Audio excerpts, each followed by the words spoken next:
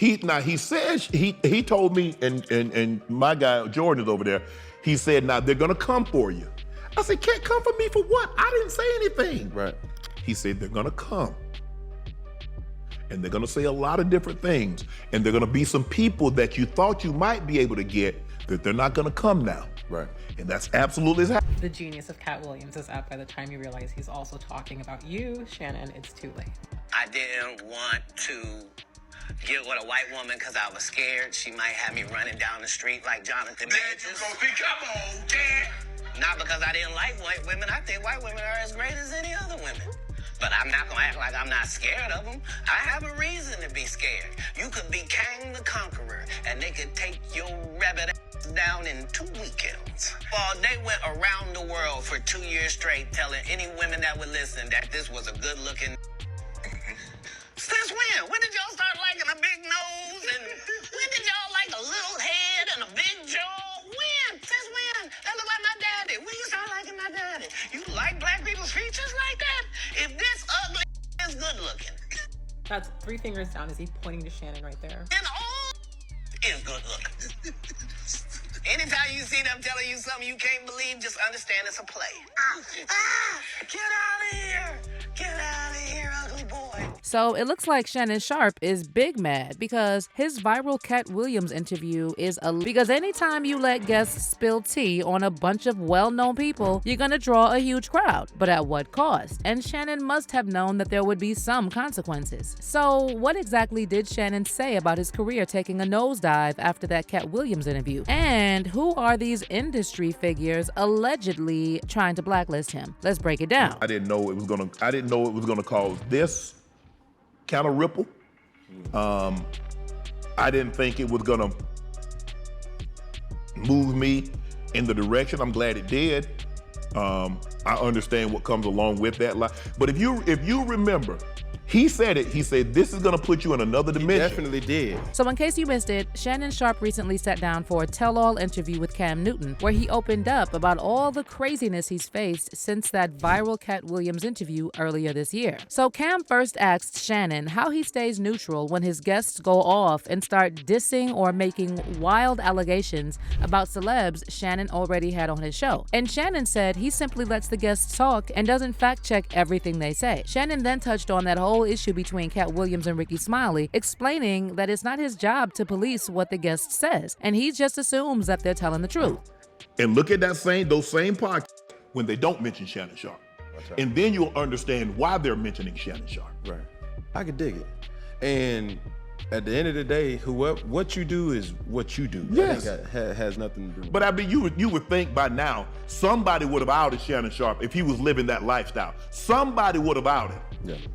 I think really, too, as we keep everything moving forward as well as positive. When I asked this question of how do you remain neutral between the guest telling the story and or the person they're telling the story about, how do you find credibility in that? You know, Cam, what I try to do is that some guests I know more about than others. Mm-hmm. But what I've prided myself on doing is not listening to any other interviews that guest may or may not have had, mm-hmm. because I don't want it to cloud my judgment about what to think about said individual. So if you notice my interviews, they normally go about 2 hours or longer because I don't interrupt. I'm having a conversation. You and I having a conversation, you're not gonna cut me off, I'm not gonna cut you off. Right. And so I just let the guests talk. I'm assuming, like when I had Katt on, I had Ricky Smiley on it first, and we was talking about the Friday situation. Ricky said he was originally supposed to play Money Mike. I didn't know that. I didn't know if anybody, so I'm thinking, I'm getting some information ain't nobody else knows. It's new news. Yes, so I'm like, oh man. Ricky said he was originally supposed to be Money Mike instead of the thieving Santa Claus. So I felt good. A couple of days later, Katt says that's a lie. And so I'm like, what? Why is he upset? I mean, it's not like he said that Katt did a bad job as Money Mike. I didn't realize and what Katt later came on to refute is saying that wasn't the case. So they were like, when Katt said, you let him lie, I said, Katt, I'm assuming, I wasn't on the set. I'm assuming that what he's saying is true because he was there. I've got no reason to believe that he or she is coming on the show lying. Correct. So for me, it's like, I've told people, I'm not 60 Minutes. I'm not Dateline. I'm not 48 Hours. I'm not one of these investigative journalists that I'm trying to get to the root. There's a whistleblower that says that somebody has secrets in their basement or something. That's not what I am, Cam. I'm having a conversation. Me and a guest is having a conversation. I said, is there anything that you don't want to talk about? I always ask the guest that. Sometimes they say, well, I would appreciate if we not talk about this. Right. Cool, no problem. Because I believe you can tell your story without saying something negative. But yes, I believe a person that's been in a business, that's been doing something 10, 15, 20, 30 years are more than one salacious story. Right. That's what I believe. So if they say they want to stay away from it, but if they want to tell something, who am I to say, no, you can't tell that. Right. People are, Cam, so we know why they're upset. Come on now. Shannon then talked about how Katt came through with the receipts for all his claims, and he again claimed that it's not his job to push back too much, and for the most part, he just wants to let the guests talk. He had studied every interview that I had done, conversation I had, he had studied. Because a lot of things that we didn't mention on the show, he was talking about it but if you notice, he was like, he did this a lot. So his recall, everything that somebody had said, that he had a question, it didn't happen like that. Because I asked Sayed, Katt once accused you of stealing a joke. Said, I didn't steal the joke because the timeline doesn't match up. And I think he said something to the effect, if you look at how his joke ended, how mine ended. Katt came back, he refuted that. I want credibility. I want people to be able to share their story without me interrupting. I think sometimes people in our position that do what you and I do, they want to hear their voice instead of the guest. Well, I can go home and hear myself talk if I wanted to, if that's what I wanted to hear. I think for the most part that people tune in to watch my pod because they want to hear what the guests have to say. I let the guests speak. People say, well, you push back on Amanda Seales. And all I said was, Amanda, did you think being a child, correcting a teacher in front of the students, could it have been something else other than racism? That's all. And people lost it. Well, you didn't push back. I asked Monique. Monique said Oprah asked her to interview for a role, to go read for a role. She went and read for the role. Oprah ended up getting the role. I said, Mo, did you ever think they were looking for a heavyset black woman? And it wasn't because the industry was against you. Right. She said, my brother, I didn't think about it like that.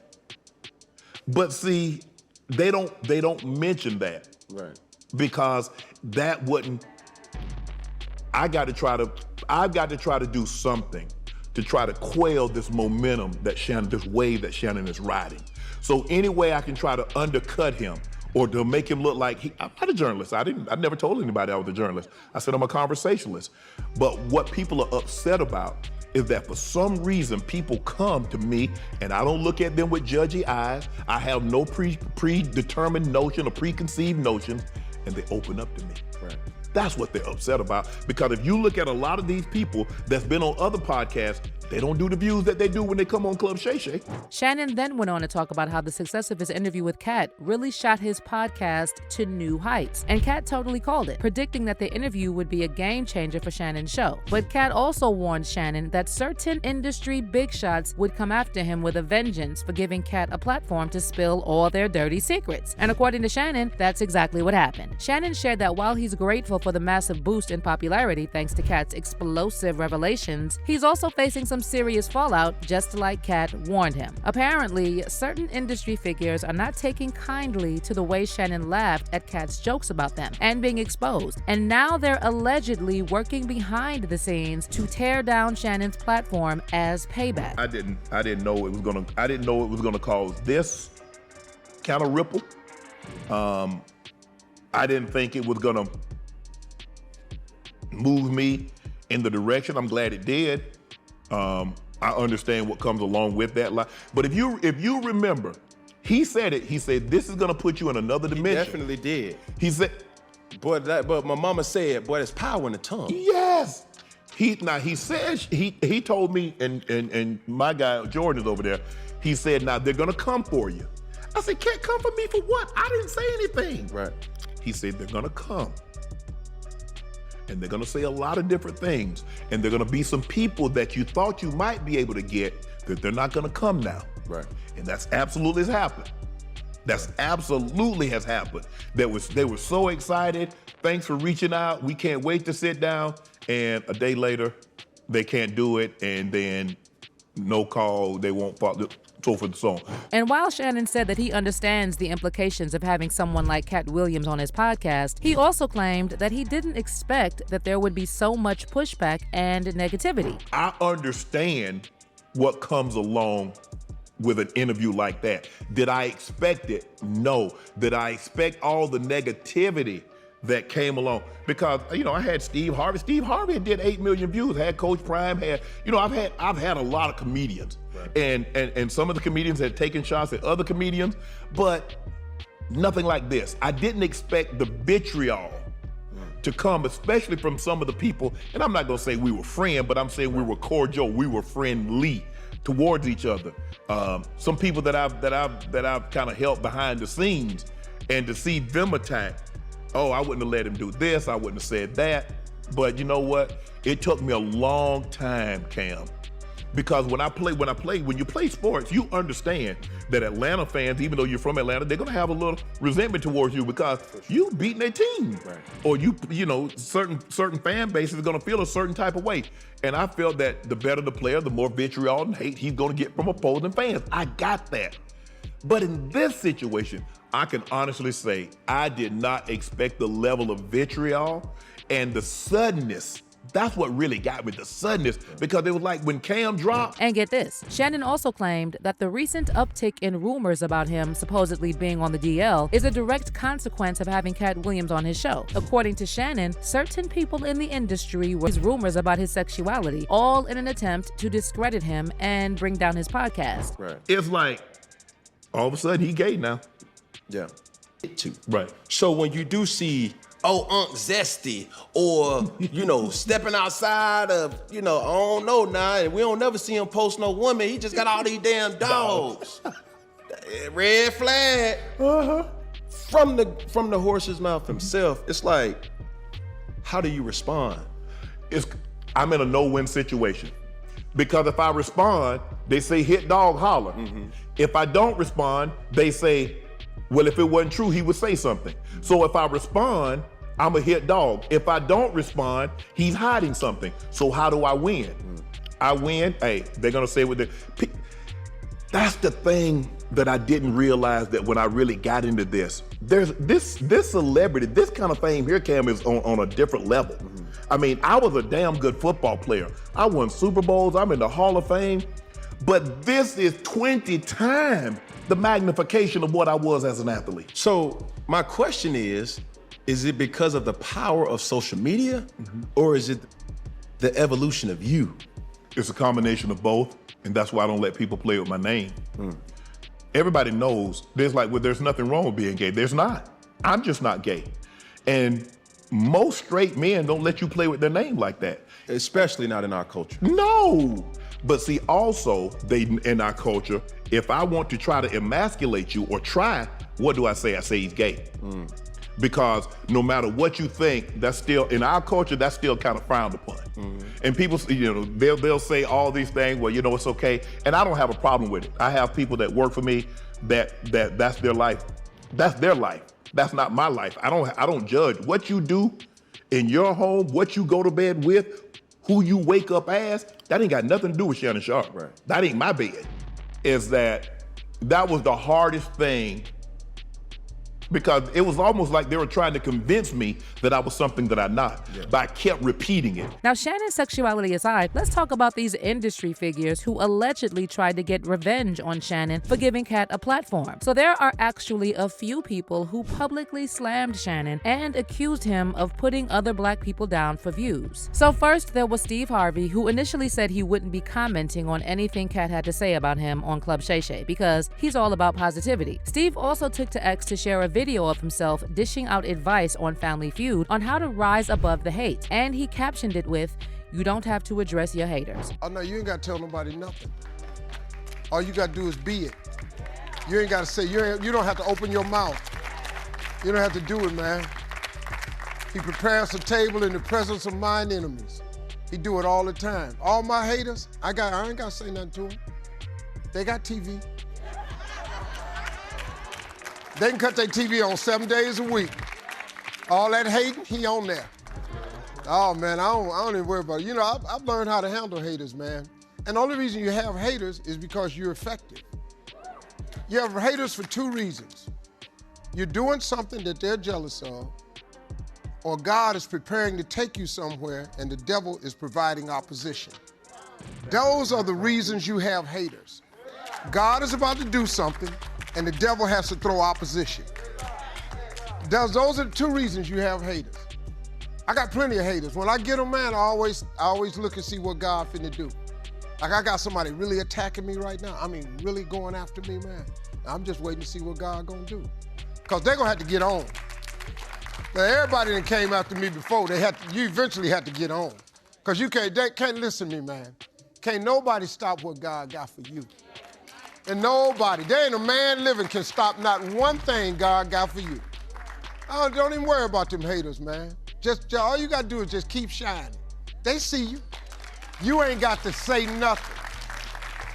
But see, it seems Katt really got under Steve's skin, and Steve couldn't resist addressing the drama, so he decided to spill the tea on a pre-recorded episode of the Steve Harvey radio show. And get this, he didn't hold back, suggesting that Katt might just be a big old liar. Steve said, "Be careful when you hear something that's laid out to be the truth, and because the person that's telling you what they say is true is speaking eloquently, don't be deceived by that. There are some people who know how to lie so well, they know how to sprinkle in just enough truth and wrap it inside their lies, where they got you thinking someone is telling the truth." But that wasn't the end of it. During Steve's recent Golf Classic event, he again addressed Katt Williams and the Club Shay Shay interview, and he straight up said that Katt ain't ish, and that he would gladly destroy him. A young man without a role model is like an explorer without a map. How do you figure manhood out without talking to another man? And I want to say Katt Williams ain't shit.